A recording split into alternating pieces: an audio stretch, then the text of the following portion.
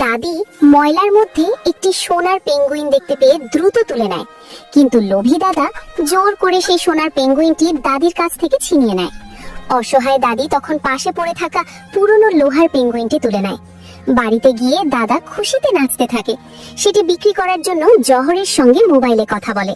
ঠিক তখনই সোনার পেঙ্গুইনটি ধীরে ধীরে বিশাল বড় হয়ে যায় এবং মুখ দিয়ে হাজার হাজার মাকড়সা বের করতে শুরু করে। দাদা ভয়ে চিৎকার করতে করতে ঘরের বাইরে দৌড় দেয়।